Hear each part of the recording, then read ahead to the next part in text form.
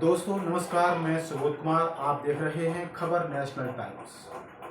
आपको बता दें कि ये पवन हैं और इनके द्वारा पोस्ट की गई है आरक्षण को लेकर। ये पूछ रहे हैं कि आरक्षण आखिर किस नीति पर आधारित है, भेदभाव या आर्थिक या सामाजिक दृष्टि से किस आधार पर आरक्षण दिया गया है। और वहीं आपको बता दें कि यदि आर्थिक दृष्टि से देखा जाए या भेदभाव की दृष्टि से देखा जाए, आपको बता दें यदि भेदभाव और जातिगत की दृष्टि से देखा जाए तो क्या अभी जातिवाद समाप्त हुआ है? आप लोग इस वीडियो पर कमेंट करें और बताएं कि क्या देश में आज जातिवाद खत्म हुआ है। जो लोग कहते हैं कि जातिवाद खत्म हो गया है, यदि आर्थिक दृष्टि से दिया जा रहा है आरक्षण, लेकिन जातिवाद तो अभी भी हो रहा है ना। और आपको बता दें कि आरक्षण जो दिया गया है वो किसी आर्थिक दृष्टि से नहीं बल्कि जातिवाद और भेदभाव रखने वाले की दृष्टि के आधार पर दिया गया है। खुद कहा गया है कि जब जातिवाद खत्म हो जाए, लोगों में समानता की भावना आ जाए, उस समय आरक्षण खत्म कर देना चाहिए। लेकिन क्या पूरे देश में अभी भी समानता की भावना स्थापित हो पाई है? क्या जातीय भेदभाव खत्म हो पाया? आप खुद ही जानते हैं कि किस तरह से पूरे देश से जातिवाद की घटनाएं सामने आ रही हैं। तो आइए सबसे पहले इनका लेख पढ़ते हैं, पोस्ट पढ़ते हैं कि आखिर ये पोस्ट में क्या कह रहे हैं। ये लिख रहे हैं, SC/ST का आरक्षण आधार सामाजिक छुआछूत, भेदभाव, अन्याय, अत्याचार है, ना कि आर्थिक आधार। न्यायमूर्ति BR गवई ने SC/ST आरक्षण में उपवर्गीकरण क्रीमी का फैसला लिखा। न्यायमूर्ति BR गवई के इस फैसले ने SC/ST वर्गों के 40 करोड़ से अधिक लोगों का अहित किया और उनमें वैमनस्यता पैदा की। इस निर्णय ने अप्रत्यक्ष तौर पर आरक्षण को खत्म करने की शुरुआत ही कर दी।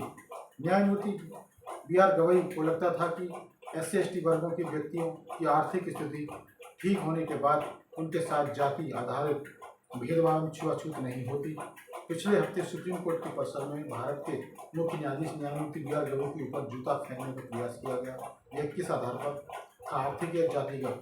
कुछ दिन पहले अनुसूचित जाति वर्ग के IAS भाई पूरन सिंह ने जातिगत भेदभाव, जातिवाद, मानसिक प्रताड़ना एवं सामाजिक अपमान के कारण आत्महत्या कर ली।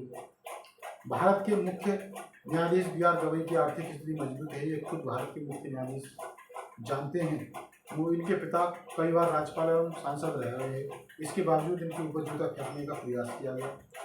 भाई पूरन सिंह IPS थे, इनकी पत्नी IAS, इनके परिवार के कुछ सदस्य विधायक हैं, इनके एक रिश्तेदार 8 बार विधायक थे। इसके बावजूद इनके ऊपर जातिगत शोषण हुआ और भेदभाव हुआ, सामाजिक अपमान हुआ। अंत में जातिवाद के कारण इन्होंने आत्महत्या कर ली। जातिवाद का SC/ST वर्गों की आर्थिक स्थिति से कोई संबंध नहीं है। जातिवाद होने के लिए व्यक्ति की जाति ही महत्वपूर्ण है।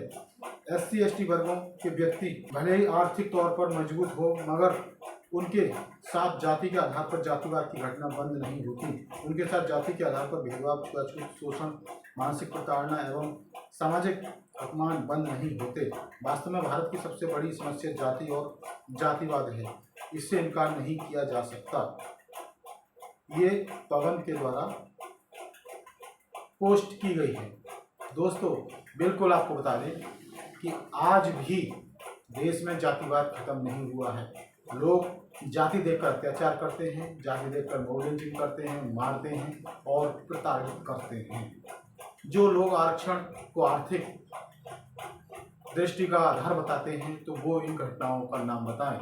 जैसे कि इन्होंने जिक्र किया था कि BR गवई पर सुप्रीम कोर्ट के परिसर में जूता फेंका गया। ये किस दृष्टि से देखकर फेंका गया? आर्थिक दृष्टि के आधार से या फिर जातिगत के आधार पर? भाई पूरन सिंह ने तंग आकर जब उन्हें प्रताड़ित किया गया, मानसिक